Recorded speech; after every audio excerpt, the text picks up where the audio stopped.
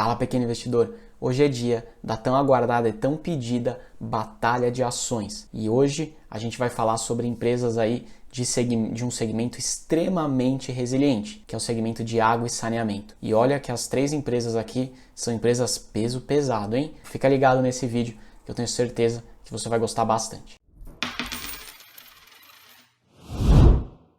E a nossa primeira concorrente logo de cara é a Sanepar, empresa de água e saneamento que atende majoritariamente o estado do Paraná. É uma empresa que tem sofrido bastante desde o ano passado, principalmente com a falta de chuvas, que tem atingido muito forte o sudeste e o sul do Brasil. E aí, por esse motivo, né, por ela ter a sua represa mais atingida, com menor patamar de água, ela acaba tendo que aplicar alguns outros tipos de ações, como por exemplo racionamento de água. Então, por esse motivo, a Sanepar tem apanhado bastante do mercado, mas isso não quer dizer que não seja uma empresa interessante.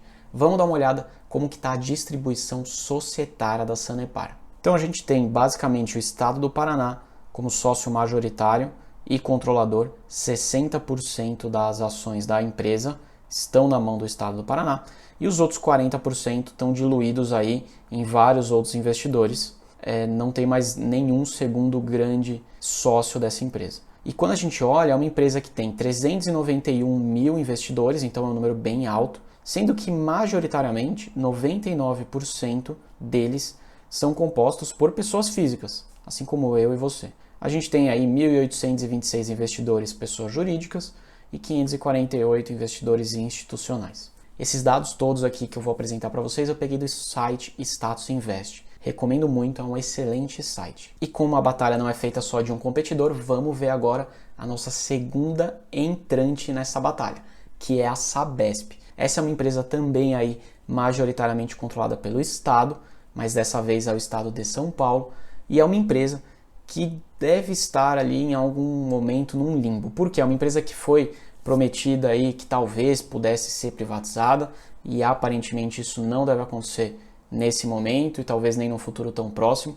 É uma empresa que precisa retomar os seus patamares de investimento e é uma empresa que historicamente não se mostrou como uma pagadora de dividendos no mesmo patamar de Sanepar. Mas a gente vai falar desses indicadores já quando a gente entrar no detalhe. Vamos dar uma olhada como é que está a distribuição societária da Sabesp. Então, como eu falei, majoritariamente a gente tem o governo de São Paulo com 50,2% e demais investidores, 49,8%, estão aí pulverizados em várias outras opções. A gente tem 44 mil investidores, então um número bem menor do que a Sanepar, sendo que 95, quase 96% desse público são investidores aí pessoas físicas. A gente tem 3,7% pessoa jurídica e 0,26% como institucional.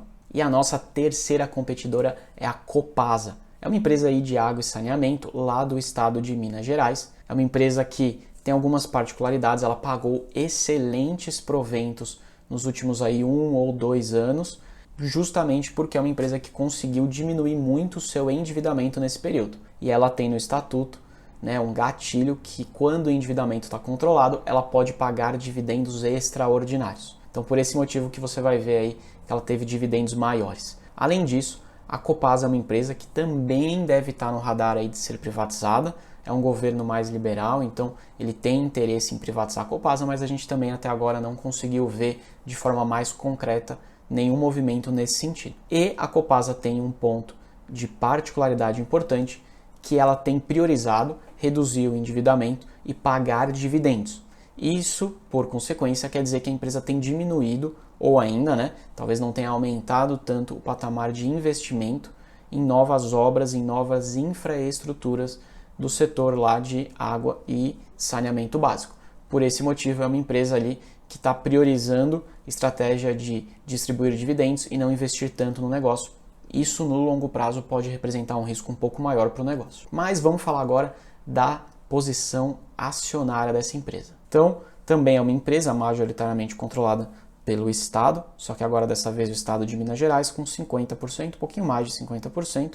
A gente tem 49,7% das ações aí distribuídas a outros investidores e tem uma mixaria de ações, 0,3% de ações que estão na tesouraria da empresa. Quando a gente vê aqui a distribuição, a quantidade de sócios da Copasa, a gente tem 71.600 investidores, sendo que também, majoritariamente, pessoa física, 98% são aí de pequenos investidores, 1,2% de pessoas jurídicas e 0,18% de institucional. Feitas as apresentações, vamos agora ver alguns dos principais indicadores fundamentalistas para a gente ver como é que cada uma dessas empresas estão entregando os resultados aos sócios. Abrindo aqui os primeiros indicadores, também estou olhando aqui pelo site Status Invest, a gente logo de cara já vê o que eu comentei há pouco sobre dividendos.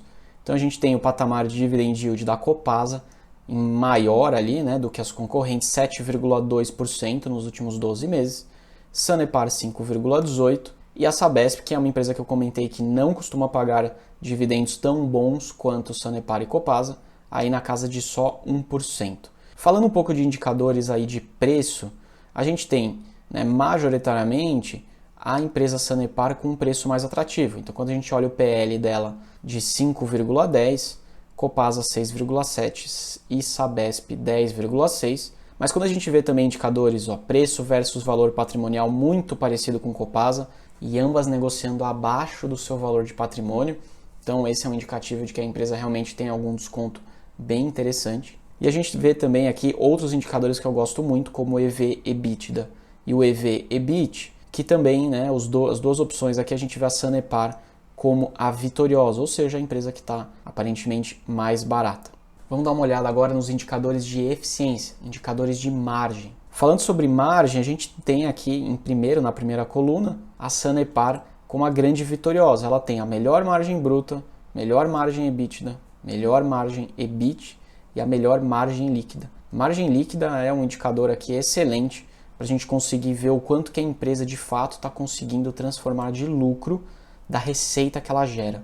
A gente tem como segundo lugar, mas muito parecido, né, muito próximo, a gente tem em segundo lugar a Sabesp, em terceiro a Copasa, mas ambas aí na casa de 12%, 13%.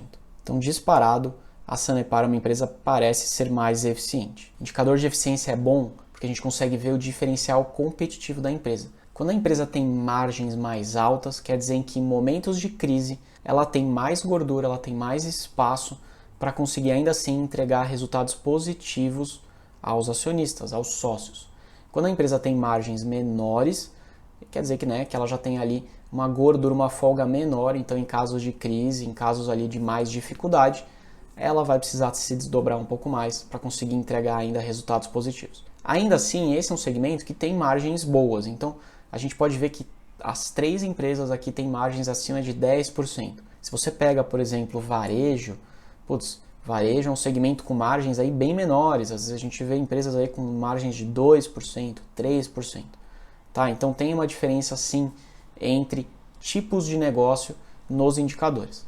Para esse segmento, as três empresas entregaram boas margens. Vamos falar agora sobre endividamento.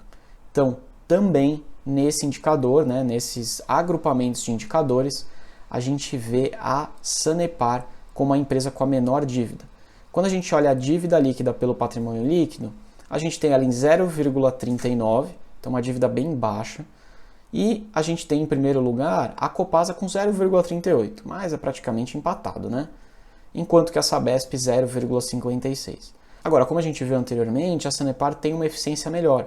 Então, indicadores, né, dívida líquida por EBIT, da dívida líquida por EBIT, ela acaba tendo aí um controle maior. Em segundo lugar, a gente tem a Copasa e em terceiro lugar a Sabesp.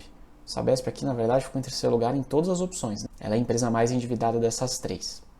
Mas ainda assim, são dívidas baixas, tá? A dívida líquida por EBITDA abaixo de 2,5 eu considero como uma dívida baixa. A gente pode ver que as três empresas aqui ficam nesse patamar, né? A maior dívida, maior endividamento aqui no caso é a Sabesp, só com 2,05, que é sim um endividamento bem tranquilo. Vamos falar agora sobre rentabilidade das empresas. Bom, rentabilidade basicamente também vitória para a Sanepar, 15% de ROI, acima de 10% eu já considero como um ROI bem interessante. ROA 7,9%, quase 8%, ROIC 12% e giro de ativo aí 0,35% é a pior das três, mas é uma empresa que está com uma rentabilidade, que entregou uma rentabilidade bem interessante. Como eu comentei, vamos falar sobre o ROI, na minha percepção, né, na minha referência aqui, acima de 10% eu já considero como um bom ROI. As 3 empresas entregaram ROI acima disso, tá?